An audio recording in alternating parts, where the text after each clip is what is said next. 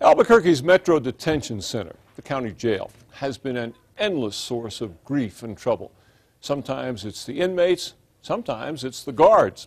A year ago, the county brought in an outsider, a savvy pro with no local connections or local obligations, to try to take control. Is it any better? News 13's Kim Holland is on special assignment. They've been misbehaving. And we're not just talking about the inmates at the Metro Detention Center. Some of the corrections officers have been bad too. In the past year, 10 guards have been arrested. Just last month, 5 were involved in the beating of an inmate. In October, 2 other guards were caught on tape brawling at a Hooters restaurant during a Raiders-Broncos game. And beyond that, officers have been accused of trying to smuggle drugs into MDC, of selling to inmates, and another guard hauled off to jail for breaking into a girlfriend's house. Of course, there's been a heap of problems with inmates, too.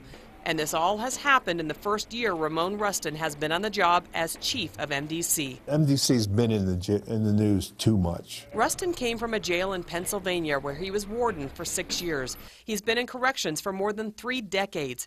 As the first MDC chief hired from outside New Mexico, Rustin's mandate was to stop the constant problems at the jail. A lot of fights, a lot of negative stuff, a lot of contraband. We ran the numbers for Rustin's first year on the job compared to the year before he took over. Escapes are up. Wrongful release of inmates also increased. And there have been more reports of inmate attacks on staff and fights between inmates.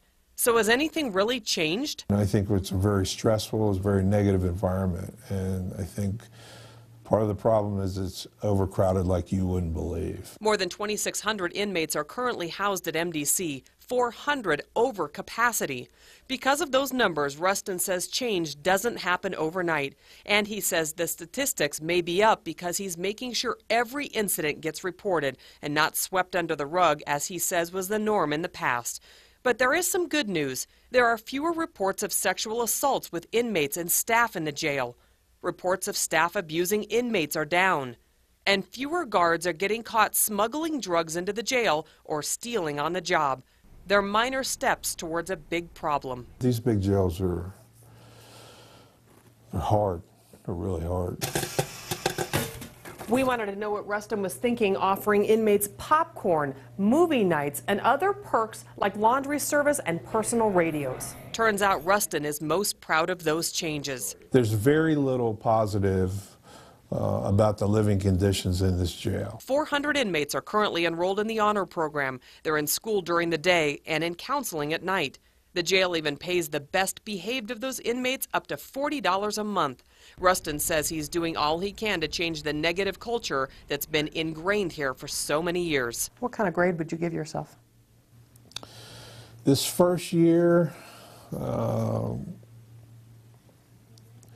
say a B-. And that's because there's still a lot of issues. Kim Holland, KRQE News 13. County Commission members who we talked to are happy with Mr. Rustin, and the union president says officers are also pleased, for now, with the jail boss.